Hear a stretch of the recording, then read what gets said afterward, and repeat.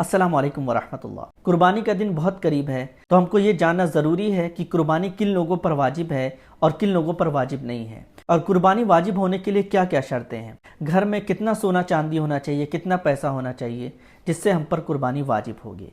तो आज की इस वीडियो में मैं आपको ये सारी बातें समझाऊंगा, इसको ध्यान से सुने। तो सबसे पहले ये जान लें कि कुर्बानी वाजिब होने की शर्तें क्या हैं। तो पहली शर्त ये है कि वो बंदा मुसलमान हो, यानी नॉन मुस्लिम पर कुर्बानी वाजिब नहीं।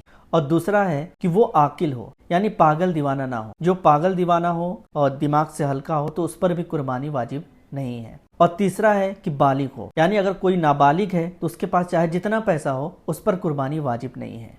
और चौथा है कि वो मुकीम हो, यानी मुसाफिर ना हो। अगर वो मुसाफिर है, सफ़र में है, तो उस पर भी कुर्बानी वाजिब नहीं है। और साथ ही साथ वो शख्स साहिब निसाब हो। अगर ये सारी शर्तें पाई जा रही हैं तो उस पर कुर्बानी वाजिब होगी, चाहे उसमें मर्द हो या औरत हो। बाद लोगों की गलतफहमी ये है कि वो सोचते हैं कि सिर्फ मर्दों पर कुर्बानी वाजिब है, हालांकि मर्द हो चाहे औरत दोनों पर ही कुर्बानी वाजिब है। और साहिब निसाब किसको कहते हैं ये बातें मैं आपको आगे समझाऊंगा। उससे पहले वो गलतफहमी मैं आपके सामने बताने वाला हूँ जो लोगों के जहन में बैठ गई है।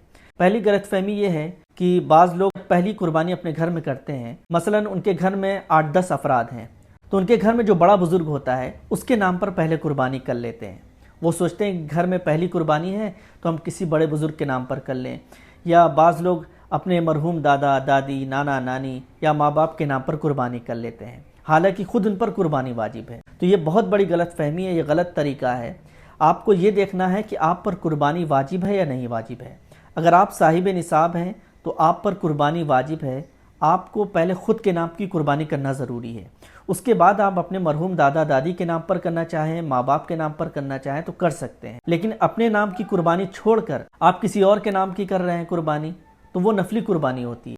और बाद लोग ऐसा भी करते हैं कि घर में एक बकरा करना है तो वो एक बकरा हुजूर के नाम पर कर देते हैं, या एक बकरा किसी सहाबी के नाम पर कर देते हैं, हालांकि खुद उन पर कुर्बानी वाजिब है। तो ये सारी गलतफहमियाँ आप दूर कर लें। अगर आप साहिब निसाब हैं, आपके पास पैसा है, तो आपको अपने नाम की कुर्बानी करना वाजिब है। आपके घर में माँ बाप हैं, 2 लड़के हैं, अगर लड़का साहिब निसाब है तो वो अपने नाम की करेगा, माँ बाप साहिब निसाब हैं तो वो अपने नाम की कुर्बानी करेंगे। या आप ऐसा कर सकते हैं कि एक बड़ा जानवर ले लें। बड़े जानवर में 7 हिस्से होते हैं, घर के सारे अफराद उसी में हिस्सा ले लें तो 7 हिस्से हो जाएंगे। अगर ज़्यादा हैं तो आप 2 बड़े जानवर ले लें, या एक बड़ा जानवर ले लें और 1-2 बकरे ले लें। तो इस तरह से हर एक के नाम पर कुर्बानी हो जाएगी।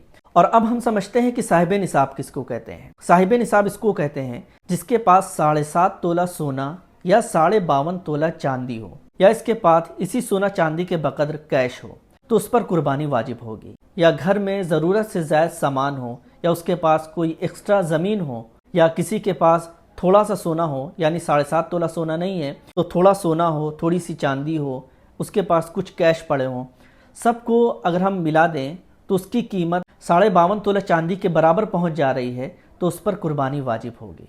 तो आपको चांदी की कीमत पता कर लेनी है। हो सकता है वो 70-75 हज़ार के करीब हो, मुझे ठीक से मालूम नहीं है।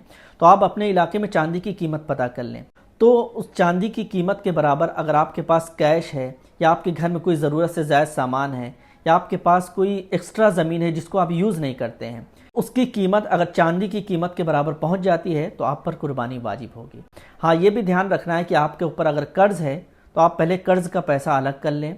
आपका जो खर्चा है उसको अलग करने के बाद फिर वो 52.5 तोला चांदी की कीमत के बराबर है तो आप पर कुर्बानी वाजिब होगी। कुछ लोग करते क्या हैं, खुद पर कर्ज है, वो कर्ज अदा नहीं कर पा रहे हैं, दूसरे से उधार लेकर के फिर कुर्बानी करते हैं, जबकि आप पर कुर्बानी वाजिब ही नहीं है। तो आपको कर्ज अदा कर लेना है, अपने घर की ज़रूरियात को पूरा करना है। उसके बाद अगर आपके पास चांदी की कीमत के बराबर पैसा बचता है तो कुर्बानी वाजिब होगी। और ये भी समझ ले कि इस पर साल का गुजरना ज़रूरी नहीं है। जिस तरह ज़कात में माल पर साल का गुजरना ज़रूरी होता है, लेकिन कुर्बानी में ऐसा नहीं है। अगर कुर्बानी वाले दिन भी आपके पास 1-2 लाख रुपये आ जाते हैं, आपके पास मसलन 1 लाख रुपये आ जाते हैं और आपके ऊपर कोई कर्ज नहीं है, कोई खर्चा नहीं है, तो आप पर कुर्बानी वाजिब होगी।